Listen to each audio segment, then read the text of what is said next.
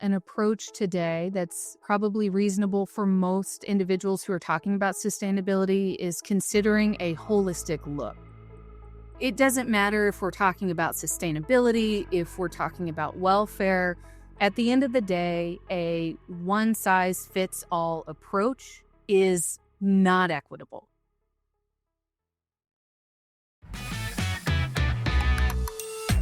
Welcome to Unplugged, the official podcast of the Poultry Science Association. This is the podcast where we strip away the fluff and get real about poultry science from bench to barn. I'm your host, Andy Vance, Executive Director of the Poultry Science Association. Thanks for joining us again this week. We're going to dive into an important conversation with one of our PSA member experts in the areas of sustainability and animal welfare. Now, you might not be used to hearing those two topics juxtaposed together, but they have a great deal of work in common in the research space and how we transfer science into practice in the field. We're going to talk with Dr. Katy Tarrant, who is an associate professor at Fresno State University, been part of the faculty there and working diligently in the areas both of sustainability and animal welfare. Katy joined Fresno State in 2016, did her doctoral studies in cell and molecular biology at the University of Arkansas, and she is the director of the Center for the Optimization of Poultry, or COOP, at Fresno State. She also teaches and advises undergraduate and graduate students in poultry production, animal genetics, and welfare and handling. In addition to being a PSA member, Dr. Tarrant is also the chairman of the International Poultry Welfare Alliance.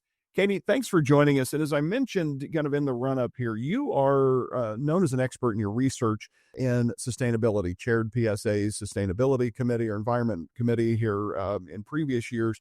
How did you get involved and engaged in researching, studying, and discussing sustainability in poultry production? The way that I got into it was trying to prioritize what we're doing with the management on a small scale with our own animals to ensure that our students have access to affordable protein. I think one of the most interesting questions is, what is sustainability? And this ended up being a topic of a symposium that the Environmental Quality and Sustainability Committee of PSA proposed and had offered at our last annual conference. And that was defining what sustainability is. When we talk about this term, it very much relies on the person who is asking the question as to what sustainability means to that individual, whether it's an organization, a researcher, a consumer. In my particular case, I started at Fresno State and I learned that the student body that we have is very different than any other student body I had been engaged with. We have about 24,000 students. We are a regionally serving institution, so most of our students are coming out of Fresno County. And our terminal degree for most programs is going to be a master's degree. We're preparing students to enter in the management sector of animal science in the department that I am housed in. But a couple of other things that make our student population a bit unique is that we are considered or designated as a Hispanic serving institution by the U.S. federal government. That means that we have a certain population designation that exceeds a certain standard that would qualify us for that designation. But also important is the county that I come from.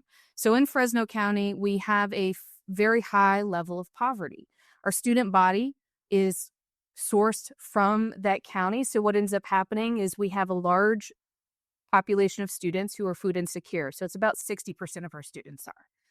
So with that being said, we have to really think about what are we doing to make sure that our students are going to have access to affordable and nutritious protein. And when we think about the school farm that we have at our university, which is right in the middle of Fresno, one of our crown jewels is a 20,000 head commercial broiler facility. And that facility employs students to raising these birds. At the end of the day, statistically, 6 out of the 10 employees that we have do not know where their next meal is going to come from. So the reality of that is any type of managerial changes that we make, any type of additions that we add to our facility or upgrades that we make, that is ultimately going to result in an increase of the product that we are creating. Hmm. which is going to then reduce the number of students who have access to this affordable, nutritious meat. So, with that being said, coming back to sustainability, for me, I think a three-pillar approach definitely makes sense where we think about planet, poultry, and people. For me, that big emphasis is on the people and the people that we're feeding. Oh, I have to tell you, Katie, when you started talking about all of the different pieces of that puzzle, one, love that you started with how this affects the students and particularly the student population. Man, that hits you right in the feels when you hear what percentage of your student body is food insecure. As a dad and as somebody who's on college campuses and interacting with undergraduate and graduate students, like that just hits you right in the gut that there are students on campus that don't know where their next meal's coming from. So I appreciate that approach because you asked, I think, maybe the most pertinent and difficult question about sustainability. How are you going to define it? I was almost going to be facetious and say, hey, you mentioned that symposium. I'm sure that we came out of that symposium with a nice pat definition that everyone agreed on and that you could describe in 15 seconds as to how we define sustainability, right? Yeah, I think our last slide was all of the different speakers' different interpretations of sustainability and how it relates back to their specific emphasis or work that they do. So, to answer your question, definitely not. It still lies in the eye of the beholder. And I mentioned, your role as chairman of IPWA, the International Poultry Welfare Alliance, of which PSA is a member, along with a number of member companies and other stakeholder groups that are important to PSA. You also have a role there because IPWA has a sister relationship with the U.S. Roundtable for Sustainable Poultry and Egg Production. One of the things that I'm thinking about is I think a lot of the early sustainability discussion was on what I'll call the really obvious aspects of sustainability. And usually that was this kind of environmental sustainability, right? What's the environmental impact? What's our carbon footprint? What's our water usage, et cetera, et cetera, et cetera. What's been your experience when you're having these conversations, both as a researcher, but now also as you're out literally traveling the world talking with other sustainability experts on the other dimensions, economic, welfare? What's the discussion like today that's different from what it was like 2, 3, 5 years ago in all of these different dimensions? I can definitely say that an approach today that's probably reasonable for most individuals who are talking about sustainability is considering a holistic look at what sustainability is and what it covers.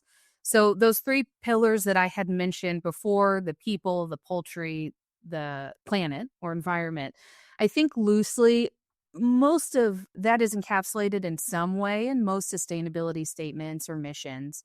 At the end of the day, I think that there is a strong need and a strong desire for continuous improvement Mm.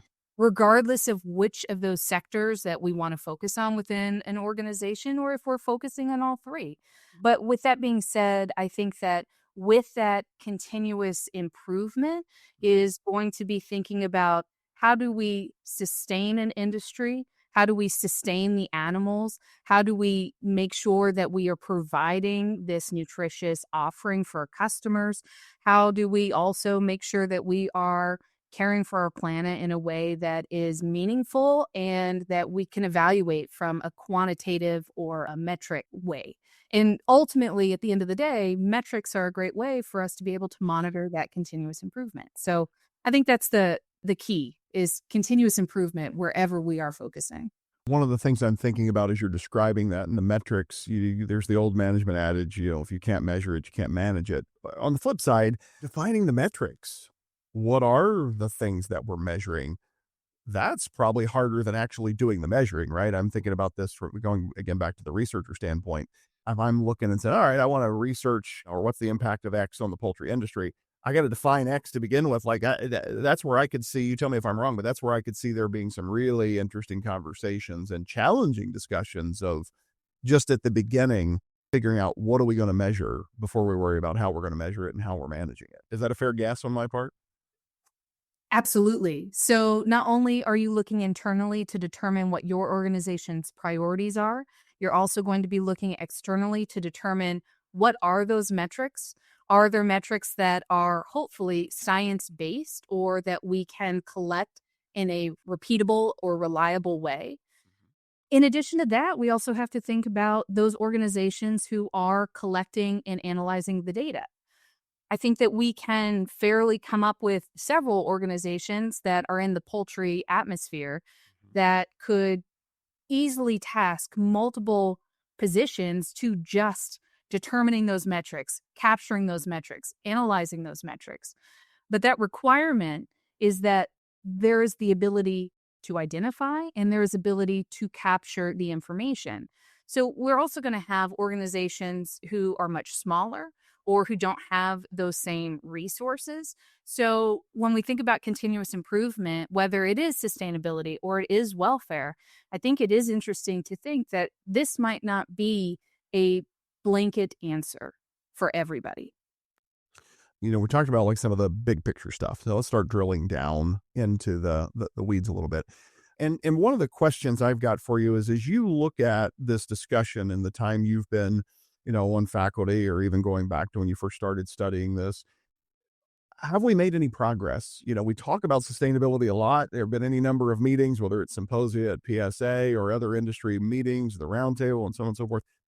Are we moving the needle on the sustainability question? Are we making progress at this stage from your perspective as a leader in the space? I think yes. So this comes back to the continuous progress that I had mentioned before. I think that we are definitely seeing that. I am seeing definitely an influx of the term sustainability or focus on sustainability at any number of conferences, scientific forums that we go to. So clearly, that term or that thought is in the academic sphere in thinking about how can academics help progress this particular area. I think that there are also organizations who are making internal efforts to push sustainability with the metrics that they've defined and reporting internally, and some also reporting externally with what those metrics are or with what goals are, which I think are a great way to hold ourselves accountable to what we want to see in the future. The US Roundtable for Sustainable Poultry and Egg has also made some great strides in this area.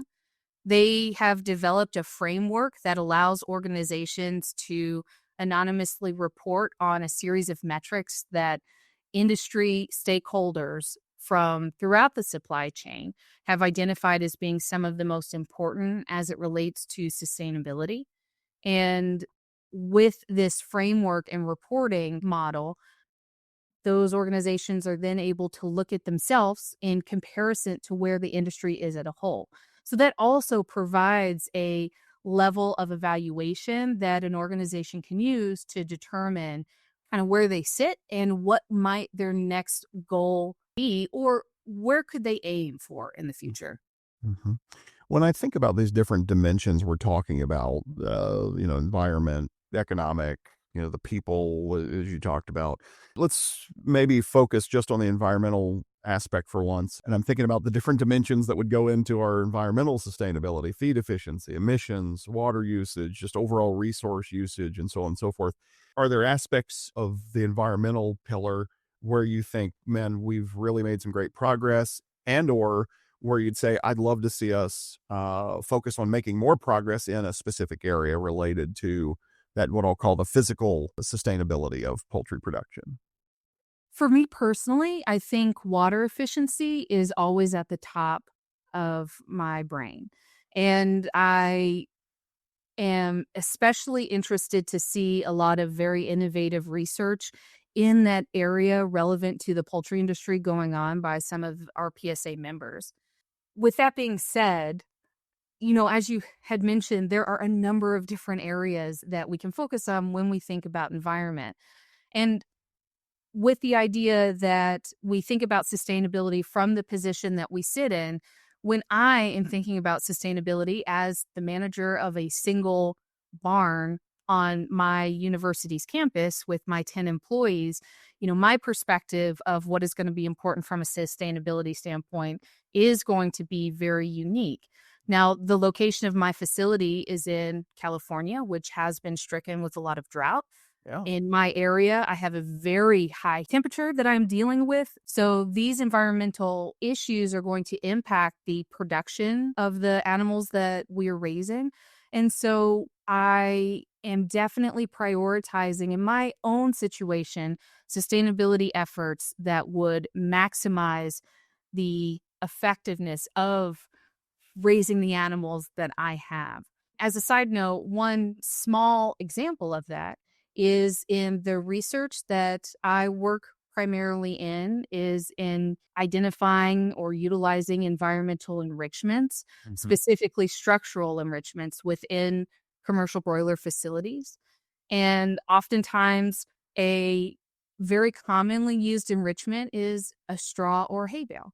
Yeah. Reality is where my location is at, that I don't have access to straw bales all the time because of drought, because of the expense of what it is to transport hay bales to my area Yeah. or straw bales, and the idea that there are other livestock species that depend on those resources Right. that when I take them from my facility, those other livestock species are losing them. So it's been very important for me to come up with some alternative options for figuring out if we're going to be using enrichments, what types of things can we use that doesn't negatively impact, this limited resource that we need in the agriculture industry at large.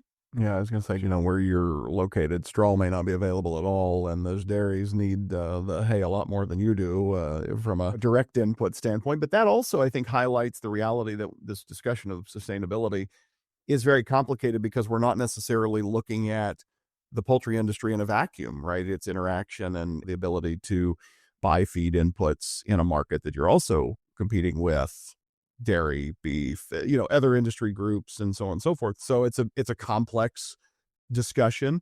And I kind of chuckled to myself when you started talking about water as the first thing that you thought of on sustainability. I was thinking to myself, I wonder if that's because of where you're located with your facility. And you answered the question before I could even ask it. That I think necessity is the mother of invention in that regard with sustainability, right? Where you are physically located.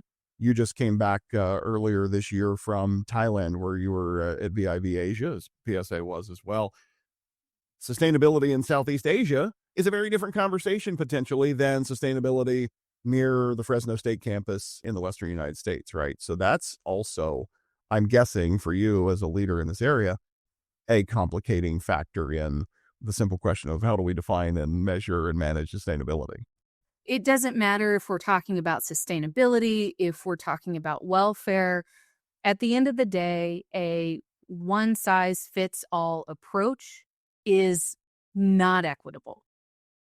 Since you mentioned the welfare aspect, as your role I mentioned as chair of the International Poultry Welfare Alliance, give us your thoughts of the role welfare plays in the overall sustainability discussion. Maybe give us an idea of how that's changed over the past 5 years, if that's more of a component, because we recognize that sustainability is this broader thing than just the environmental pillar. And maybe where you see that conversation going as part of the broader discussion. So, in my view, when I think about poultry as one of those sustainability pillars, my thought process on poultry is ensuring that we are raising animals that are nutritious, that we take into account food safety, that we take into account how we're raising them. And when we think about how do we ensure that our poultry is being raised in a way that will contribute to a long lasting, sustainable industry, it is important that we consider how we're raising those animals. So, this is where welfare definitely comes into the conversation. I think that there has been some distance between welfare and sustainability, depending on what organization you might be considering. Some are going to be integrating those more than others. Some might have a single department that represents both of those topics. They also might be completely separate groups within those particular organizations. I do think now more than ever, though, that we are thinking about welfare within the world of sustainability.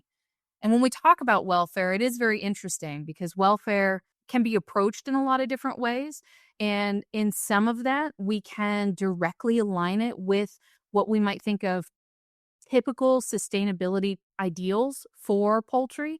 And in some cases, it is going to be topics in welfare that are not typically aligned with what we consider sustainability or that still require much more research to figure out how are we going to apply these welfare ideals within commercial facilities.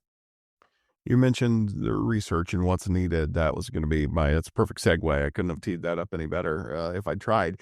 Thinking about this from a research, and connecting this back to poultry science, what do you see right now as the gaps in the literature? What would be your research priorities? Obviously, you have your own as a researcher, but for the industry more broadly or for the poultry science community more broadly, what are the big needs, both they'll say sustainability generally, but then welfare specifically, where you would like to see your fellow members pick up the ball and run with it to help fill in some of those gaps in the scholarship? I think there are a lot of opportunities, sustainability, welfare, even others, in taking very high level benchtop research and figuring out applied methods to utilizing those identified objectives or principles in commercialized industries. So, scalability, I think, is always a very critical topic that can help elevate the science that PSA members are working on to the next level. So, of course, within our resources, we are going to have a limitation to what our research allows us to do. So, for example, because I have a commercial facility, I do applied research because that's my facilities. That's what I have available to. And I feel like that positions me well in a way where I can take information that is coming out of, for example, small pen trials, and then I can apply that to the broader commercial facility and then help create recommendations for industry organizations to utilize within their own infrastructure. And I really think that that particular area is so critical so that we can connect the excellent science that's coming out of poultry research today with transforming how we are raising and managing the animals that are being produced for consumption. That's a great answer and great insight. And I want to give you a chance also, speaking of your role in taking science kind of from bench to barn and in this applied arena, your Center for Optimization of Poultry has done a great job in partnership with IPWA to develop some online training modules focused around the key welfare indicator guides. Tell us a little bit about the COOP program, the COOP Academy, and these training modules that you've developed. So it all started with the International Poultry Welfare Alliance. In 2024, they published a series of key welfare indicator guides for broilers, turkeys, and the laying industries. These welfare indicators are those that were identified from a committee of 60 plus folks from throughout the supply chain, including academics, that identified robust, reliable, repeatable measures that could be done on farm to evaluate some very critical areas of welfare. So these outcome based metrics are going to be items that could be used to collect data and to identify how the birds are doing, what could be done better, where in the supply chain could we improve with that idea of continuous improvement. Now, these guides that came out, they're not standard setting, rather, they're providing guidance on areas that an organization could consider if they're not already considering. So these guides started to be developed about 2020 or 2021. And about the same time as that, I started to realize that my students needed welfare applied welfare education so that they are competitive when they go out on the job market when they graduate. After delving into it, what I realized is that as of this year, from a US perspective, the U.S. Poultry Foundation funds about 36 different academic institutions throughout the United States that have students who are ultimately going to go into the poultry industry. Out of those programs, there is only one that requires a welfare component. Hmm. And this is very interesting because welfare is everywhere. Right. Whether or not it's in your job title, whether or not you are the one who has the hands on the animal, welfare has become a critical component of organizations throughout the supply chain. So when I am thinking about my students who are going to go into the industry once they get their degree, it is important that my students have access to this applied education.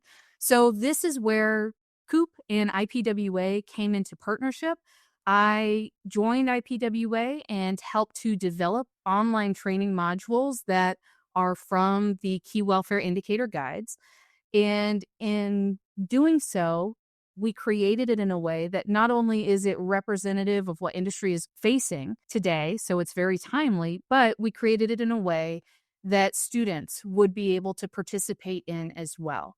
So IPWA now offers COOP training modules for their KWI guides that takes these very dense, scientifically driven, 90 plus page PDF documents and puts them into an engaging module online that allows you to get that information, get a little bit more understanding of the why behind why we're looking at certain KWIs in those different industries and provide you with a certificate. So at this point, we have an audience where both students and folks in industry get to benefit from that knowledge.